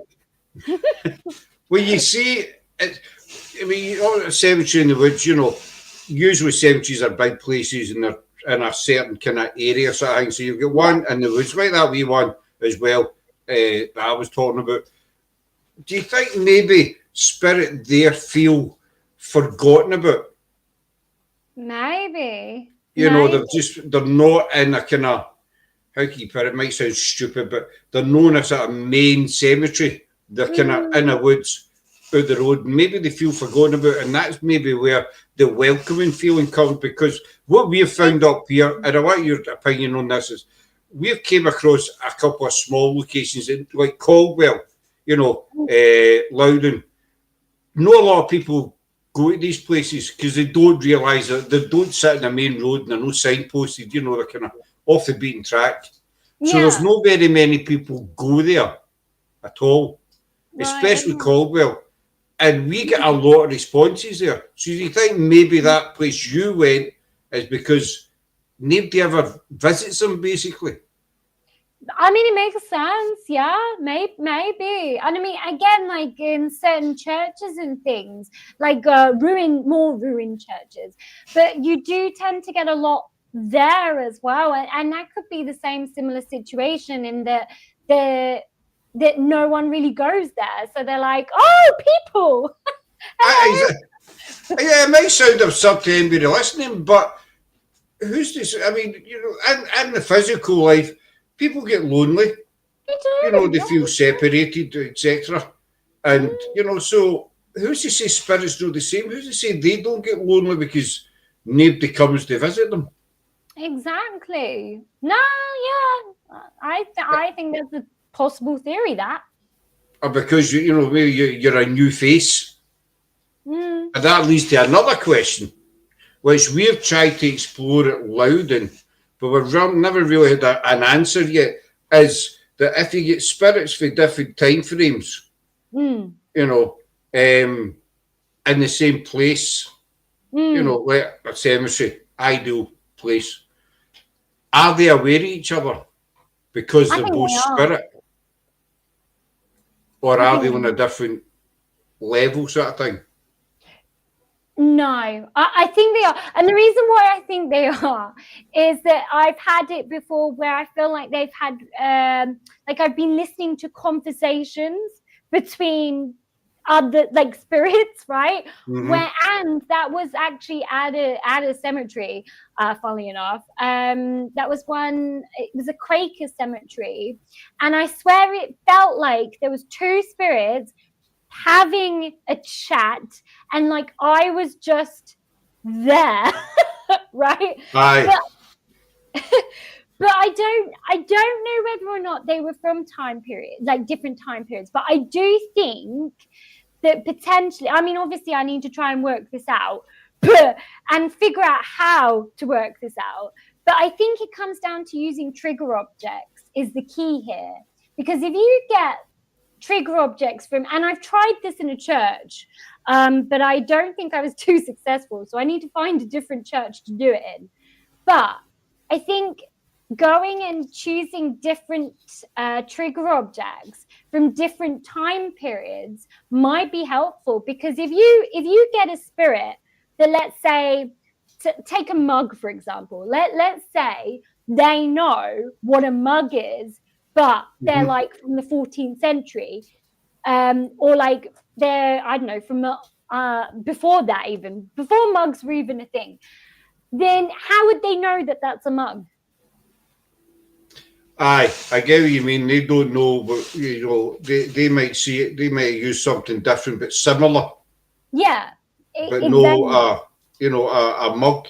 And that, I mean, when we do, you get a lot of teams out there that say, you know, can you touch this K2 meter or this SLS camera? We always just say black box. Yeah, I say black box, or I say, you know, whatever it is, because I'm like, they're not going to know what that means. Like, no, but everybody, you know, what? what's an S? Oh, Mary, what's an SLS? You know, How never heard it in my life. Anybody, SLS, can't any givers? Come on, you know. Laura's asking, why don't you try dressing in that era? I have, believe it or not, I am that person.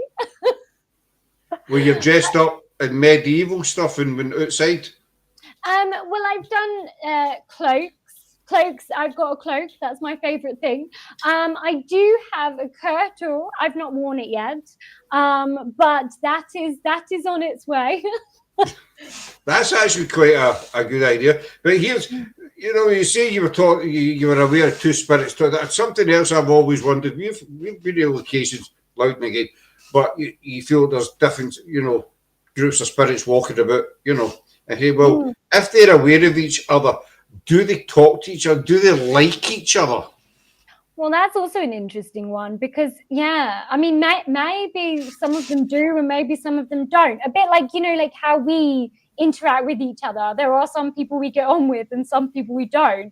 But I suppose if you're a spirit, are you stuck with those people that you don't like? Well, you're not getting much choice, have you? You just have no balls. How long's he here for? Well, kind of like eternity, basically. You know, you're buggered. You know. do they like each other? You know, I mean, it might sound. This is how my mind works. It might sound totally stupid, but it's little silly questions. Do they like each other? Do they argue? Do they follow each other? Do they make up? You know, all these things with that, because we've always said we're the exact same spirit as we're in the physical, except for the body. That's it. Everything else is the same. We fall out with people in the physical life. We just say we don't fall out with them. Exactly. You know? I mean, yeah. I mean, and also, like, for example, if you're, let's say you die on a battlefield, because again, I've been to Bosworth Field, which was the weirdest experience I think I've ever had anywhere. And then, but like, let's say you've got, like, I don't know, some Yorkist people there and Lancastrian people there, and then, like, you're all goats, like ghosts even, not goats. You're goats now. I thought you said goats, but, you know, I know we change when we pass over, but, you know, goats are a bit extreme. You just become goats. I want to be a bird when I want to fly away, you know. Well, no, I hate to inform you, you turn into a goat. Sorry. But no, I get what you put. I'll stay your comment up in a wee second, Laura. I get what you mean. You know, they were two sides of the battlefield. They were fighting for you know, whatever cause they believed in. So in spirit, do they still hate each other? Yeah, well, exactly. Do they still fight each other? Are they still like, I hate you, smash, smash, smash? Smash, smash. I thought they did that. Smash, smash, smash. Good to see you in a battlefield. Does that mean I'm stuck with my sword here? There you go. Take that with you the next time then. Does that mean I'm stuck with the wife, Sarah, and I will go into depression and we get stuck with each other than this life and the next? Ah, you're buggered, Laura. This with you. Laura. Totally buggered. But so if they still... Here, this is the last question. We need to wind up. So you talked about, with the battlefield, two different sides, different views or the religion, whatever it might be. So do they still hold that same view and spirit? It's the same as when you get investigations, we've done, no doubt you have as well. You've done investigations where spirit won't talk to a woman. Yeah. Or won't talk to a man. Now, we know back in the kind of like 1600s, women were deemed inferior. Men were up here, women down there, all that kind of palaver. So if you get a spirit say a male spirit for the 1600s, and you get women investigators, is he going to talk to them? Oh, you're a woman. You probably not.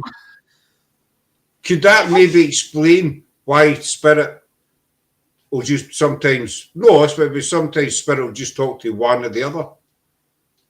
Yeah, I mean,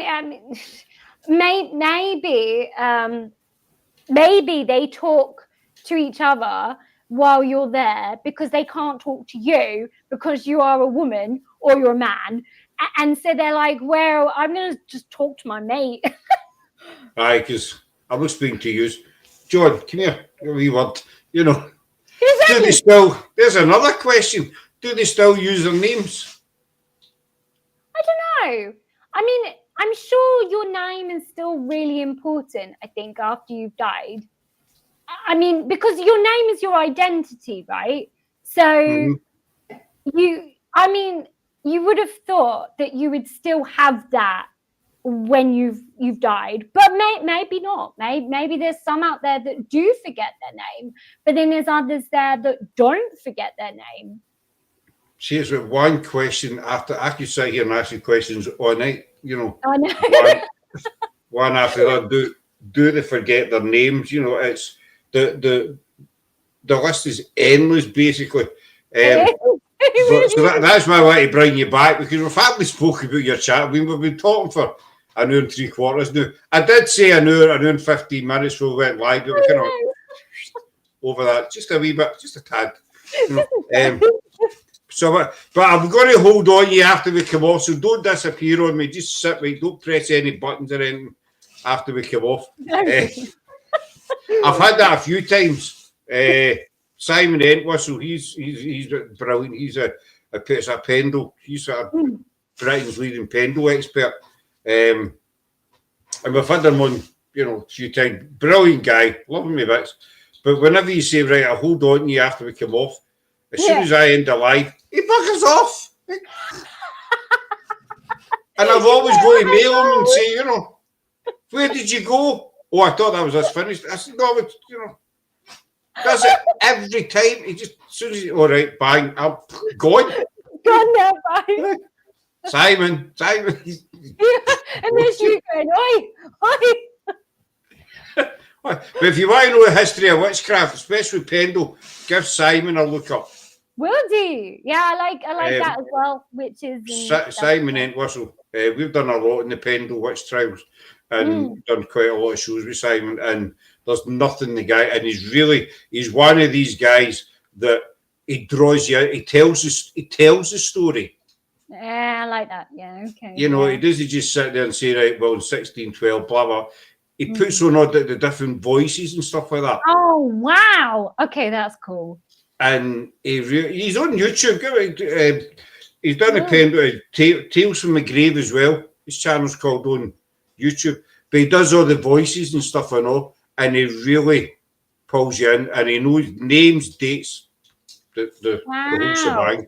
Oh, that's amazing. Okay, yeah. Simon Entwistle is called. He's absolutely fantastic. But so don't you disappear. Can you just stay there? So where can people find you when they're looking for you? So they can find me at my channel, which is Corrine _. Our ghost reel. That's how you find me.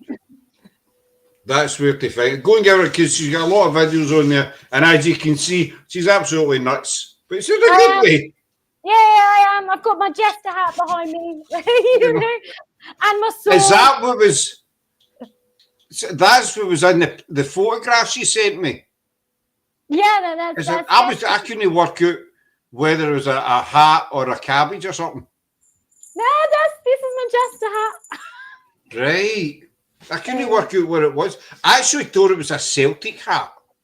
I'm not into football, but that's Celtic colours kind of thing up here, you know. Yeah, it has got the Celtic colours. And I thought, is that a Celtic hat? So I actually stole one of your pictures off of Facebook as well, because I wasn't sure if it was a Celtic hat or no. She was you were wearing. It's kind of hard to tell, you know, but now I know it's a jester's hat. So go and give her a look up, folks. As you can see, she's well worth a watch. Very, very interesting lady. And we will be bringing her back. Sorry, I will stop bowing again. She's bow away if you want. Just, you know, you want another wee bow? Why not? There you go. She's very excitable, bless her, you know. I am. I'll find you. I'm a stalker. Thank you very much, dear. How does your other half put up with you? Quick, just before we go, how does he cope? What? My other half? How does he cope with you? I don't know. You will have to ask him. I take my hat off to the man. I really do, you know. To be fair, I think sometimes he really gets fed up with me. It's like, oh God. Are you like hyper 24/7? Pretty much, yeah. This is me. This is me. This is what you get. I think it's great, but especially when you get with investigating, I think Spirit will, you know, absolutely love you. You've definitely got a fan here for Laura. She thinks you're great. Oh, thank you, Laura. She definitely thinks you're great. So we're going to wind that up here. I know I've been saying that for about 10 minutes, but hey, an hour later. I've done a few shows and it's been like 20, 25 minutes. And as I says, you say, right, we're going to wind up here. Something else pops into your head, you know, you're like, all right, well, wait a minute. And we never talked about pizza, but we can do that in the next show because she's a big fan of pizza. I am a big fan of pizza. I love pizza. Yeah? I love pizza. Well, you're not alone. The best pizza I've had, I call it East Kilbride pizza. I lived in a town called East Kilbride for a short time. You're going on about this again? Aye, I'm going on about it again. And there was a chip shop in it called, I'm going back about 30 plus years, you know, there was a chip shop called the Victor Chip Shop, and they did a bacon and cheese pizza. Ooh. And it was absolutely amazing. They used to sell them kind of half cooked but frozen. So I would buy in bulk. You know, I love this. Take them home. So I think it was last year. I was on Facebook and I thought, I wonder if the Victor's still open. Because East Kilbride's changed a hell of a lot over the years. And so I Googled and I said, it's still open. Let's go. You were on Facebook. Eh? You were on Facebook. Was it Facebook? I think you'll find it was me that I would say that fun. I tell a lie. How was it you that found it? Because it was. But anyway, Sarah found it. I stand to sit corrected. Sorry. That's me told, isn't it? That's me tell. Anyway. I'm told. So Sarah found it. I drove to it.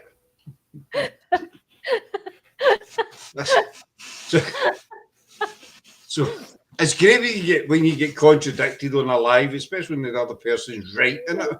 You know, it is, yeah. Get it right. Be great if I was right. Then you can go, you know, we dance gonna, but you can't do that because I'm wrong.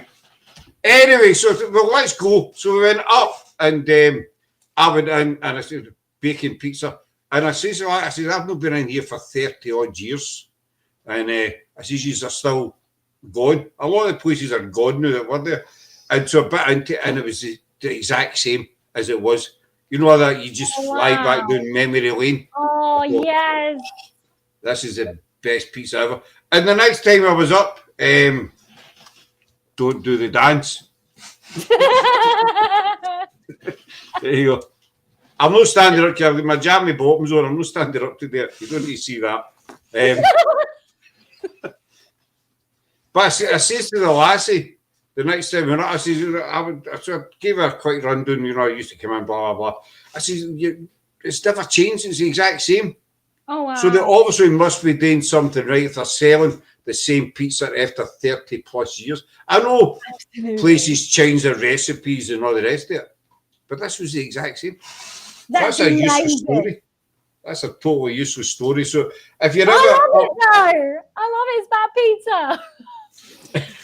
If you're ever up in, you know, Scotland, go to East Kilbride, the Victor chip shops in the town centre, and just get a cheese and bacon pizza. Epic. You'll love it forever. You'll take a stack home with you. You know, you'll put your other half out and fill the passenger seat up with pizzas. I'll throw him out the car. He's not needed. They're a tenner. Get a bus home. You know. Does your thumb work? Aye, well, good luck hitchhiking because I'm taking pizza home. You walk back. You can walk back. I'll swallow about 10 pizzas by the time you walk down that road. But we can talk about pizza tonight. That's nearly 2 hours we've been on. Aye. So how was it for your first? I'm going to put you on the spot. How was it for your first podcast? Remember you're live. I really loved it. I really enjoyed it. It was great. So would you do it again? I would. Right. Remember you're still live. Oh yeah. I tell you a funny story before we wind up. Was it our first Halloween we did? Yeah. We did way back. We did Halloween podcast, and the first one we ever did. It was it was a bit of a mess, you know, because we were still getting our act together, so to speak. But we had a big panel on, so you know, we were all dressed up and having a good laugh. And then I think it was about an hour and a half in or something. Were we drinking? I was. Jerry was drinking. I wasn't. Don't think I was. But sure? we don't swear on this channel, you know, as a rule. We have the odd slip up now and again, you know, kind of help. But I started, you know, the Glaswegian came out of me because I thought we'd finished. So this went on for about another hour. We did quite a big panel on, so I thought we were backstage just chatting away. I go, you're a F and P and blah, blah. And then after about an hour and a half, I noticed there was comments still coming up. Oh, no. And I says to Sarah, why is the comments still coming up? And I said, because we're still live. Oh, no. We've been live the entire time. Oh, no. And I'd been swearing like an Irish nun. Do you know what I mean? And smoking. And what? And smoking. Oh, and smoking. Oh.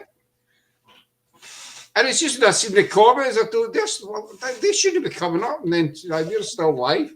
That is so embarrassing. I bet you were mortified. I was. That's not the worst one, but I'm going to tell this story, but I'm going to censor it. What a story. The boxer shops. When we I want to hear this. Oh, that's so funny. When we first started this, Sarah would be in one room and I'd be in the bedroom with 2 separate screens. So there's one live we did, and it was absolutely roasting. You know, we're having a heat wave. So I was in the bedroom, so I took my shorts off, my outdoor shorts. Well, I'm not trying to create an image here or anything, dog. You know, I'm just saying. Because I was in my house, in my bedroom, sitting on my bed. So I'm just going to sit in my boxers. So we were doing the live, yakking away, but then my screen cut out, and I'm tech thick when it comes to tech. I'm here, to be fair. So I thought, sod it, right? So I thought I'll get it on. So I went into the living room, and Sarah was sitting. The living room door was right behind where Sarah was. Oh no! And so I walked. I didn't even think. It didn't even cross my mind. I was more concerned that my live had cut out. And so I walked into the living room Wait, and they weren't, I say, how can I put this? They weren't big boxer shorts. You know what I'm saying?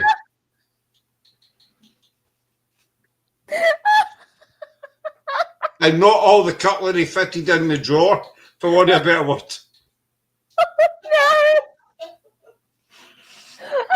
Not all the cutlery. If you get what I'm saying, the cutlery drawer was a bit full. So I walked in, and it took me a few seconds to realise that I could be seen on the camera standing behind Tara. And I daintily backed out of the living room after I realised that. I was like, bye-bye. Oh my god, that's hilarious. Everybody saw. Eh? Everybody saw the cutlery. I just say, everybody saw the knives and forks. No. Wow. I was so proud.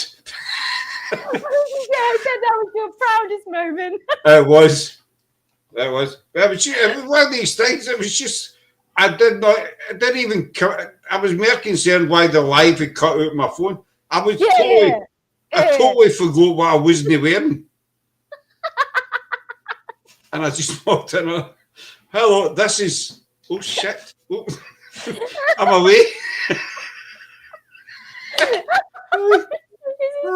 And that's what we're saying earlier on about that. You know, some of the things that happen on lives. It's just because you're live, you can't help it. It just happens. No, if it'd been recorded, we could have maybe edited it. We would have edited it out, actually. You know, but because it was live, there was not a thing we could do. Bye bye. There's no saving that. No, there's no going back for that one, Flower. You know what I mean? But anyway, again, we'll wind it up. We'll wind it up. I love how we've just ended it on that. Are you sure this time? I just, well, you know, that'll give you something, you know, give you nightmares or whatever, you know. But pizza, we're not too. I'm sorry, I'm gone. Yeah, do you want me to sit for a wee minute and let you calm down? You all right? I can't stop laughing. Breathe. Put a brown bag over your head, that'll help. You know. I've got a stitch. Oh, you've killed me. I bet you never expected this on a. No, I did not. I don't know why people come back to our show. I really don't. Maybe they're like, oh, he might do that again. No, that's never happening. That's why I don't stand up and show my gym jams off. Never. I've flashed my gym jams a couple of times, but that's as far as it goes. You know what I mean? I keep looking at that horse in the background, actually, to be honest with you. Oh, yeah, that one. I mean, that one. Tell me it's not yours, it's not a prop. No, it is mine. Do you fit? Do you use it? No, it's actually broken. So the bottom part is actually broken. But it's my old childhood one. My dad brought it round. I was like, this has been in our attic. Yeah, I don't want it in my attic anymore. And it just sort of stuffed it here. I thought maybe you run about the house in it, you know, where you're doing the washing or laundry or something like that. To be fair, I do sometimes, if I'm really lazy, I do sometimes just shove clothes on it. Well, I think that'd be better than you sitting on it and trying to ride your way around the house. Cut it up. I'd rather have you just be sitting and she's off in one, I just leave her, it's fine. You know, open the door, she'll eventually go. Just close it again, really slowly. It's fine. Don't worry, so Corrine's just having an episode, it's fine. You know. Just leave her there on the horse. She's on a horse with a bin bag around her head and a sword. She's fine. She's a pirate. I was going to say, I've got my sword.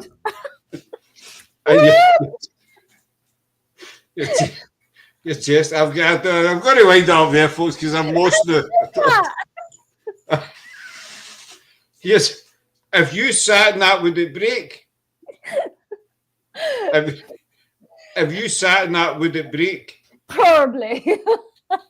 Because I was going to get you put your jester's hat on with your sword and sit on it. Shall I See if you try? did it. Let's try. Before we go, let's do this. What's the betting this is going to break? And then this is going to be the most embarrassing moment ever. They think I was embarrassing. I didn't actually think you'd do it. I was joking, but if you want to try it, then fire in. There you go. Honestly, why not? Why not? Okay, ready, everyone? Wow. Why? You serious me? There we go. It didn't break. There you go. That was different. It was. That you the first guest I've ever had sitting in a rocky horse with a jester's hat and a sword. There we go. So that's certainly something different. But we will wind it up there, folks.